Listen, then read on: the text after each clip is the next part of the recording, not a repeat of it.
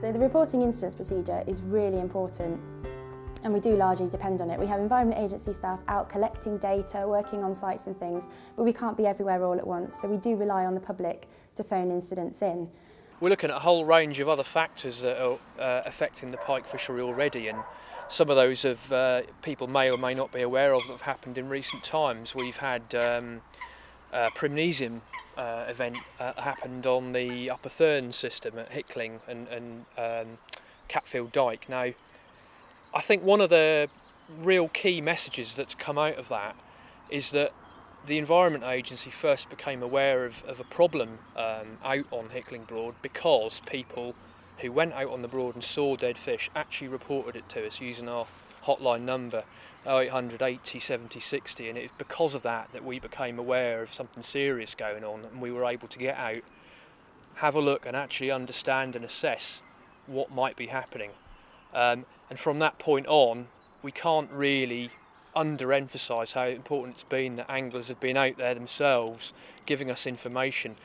That led to a couple of really quite major fish rescues that we were able to undertake because we were forewarned and we were really aware of how the situation was developing, and we were able to, in the end, to move, I think it was 35,000 fish from that system. Really quite important to get across to people that, you know, if you're out there and you're seeing stuff going on, you're seeing fish in distress, dead fish or illegal fishing going on, that it's really important to let us know there and then with as much information as you can. Obviously, if you're watching this video, you are concerned, you're interested in pike fishing, you want to catch good pike on a regular basis. If you think that you would like to be involved, then come to a meeting, come to a Broads Angling Strategy Group Pike Subcommittee meeting, get involved, and obviously when you're on the bank, just do things really that are best for the pike, not for you as an angler, but for the pike. That means the correct tackle, the correct line, the correct hooks, the correct wire, the correct unhooking gear, and also one thing that I think is very important, the correct landing net. And it is important that if you see anything that you would construe as criminal activity, people putting out long lines, nets, taking fish away, it's important that you report every incident, or the Environment Agency won't know about it and they can't take any action. So it's no good complaining and moaning unless you do something about anything you see that's wrong.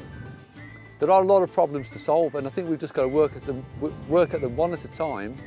And the only way we can do this is by all getting together through the legal bodies, using the Pike Anglers Club, the Angling Trust and the Environment Agency.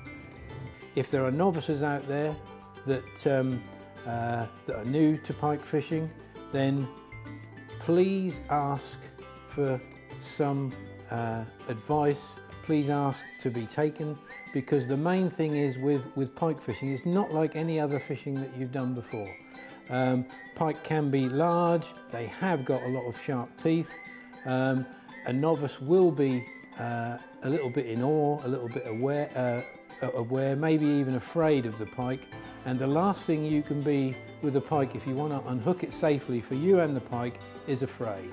So the most important thing for the novice on those first occasions that you pike fish, and especially when you try to unhook pike, is be with an experienced pike angler. I can't emphasise that too much. If you don't know any experienced pike anglers, there are people at the end of the phone. The local PAC group is the first port of call, I would suggest.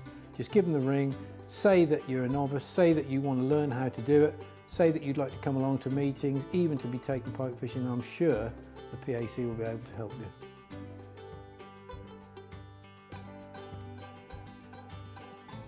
I think the production of this DVD will really help show members of the public and anglers all the work that the Environment Agency is doing, but also that we need to work in partnership and with individual anglers themselves to help us understand the problems and, more importantly, drive solutions forward. This project really is a fantastic example of how organisations like the Environment Agency, Natural England, can work together with anglers and angling groups to really help address problems and issues that affect angling today and into the future. It's really important to get that across, that People like John Curry, Martin Page, who you'll be seeing on the DVD, have done a lot of work over the years with the Broads Angling Strategy Group. That's a group that's been around now for probably 10 years, working with us on Broads fisheries issues. But it's only because those people have been working with us and talking to us about what affects their fishing in the Broads that we've really been able to start projects like this and actually deliver things on the ground that hopefully in time will make a difference to their fishing. With the work that is being done at the moment to try and safeguard what we have still got and even improve on that, I think that things perhaps are not as bad as they look at the moment. We are finally making inroads into knowledge, into feedback from the authorities that is positive, and hopefully, as the years tick by, this will actually result in better pike fishing in the Broads. And if we can get it back to even a percentage of how it used to be, how it should be, then it's going to be still a fantastic place to pike fish. You may think this is fantastic pike fishing. I mean, I'm catching pike quite easily, but the reason is that the anglers who fished here in the past have looked after the lake. We've always been as responsible as we can with bite indication and unhooking. And we've always put the fish back, that's the important thing. And they're there for another angler to catch on another day. And of course, if people start taking the fish away, if otters start eating them, if cormorants start taking the food away from the pike, then great pike fishing like this won't exist on waters like this. So that's why I'm really passionate about sorting these problems out, because I love this sort of fishing and I'm sure thousands of other people do. And I'd like it to be here for my children and grandchildren. Oh, and I'm in. Oh, and it's come off. But it doesn't matter, does it? It was just great fun getting a bite. You know, it doesn't matter which method you're using, any fishing, it's about the bite. It's magic when you get a bite, whether you're lure fishing, dead baiting, carp fishing, fly fishing. When you see or feel that bite, that's what it's all about.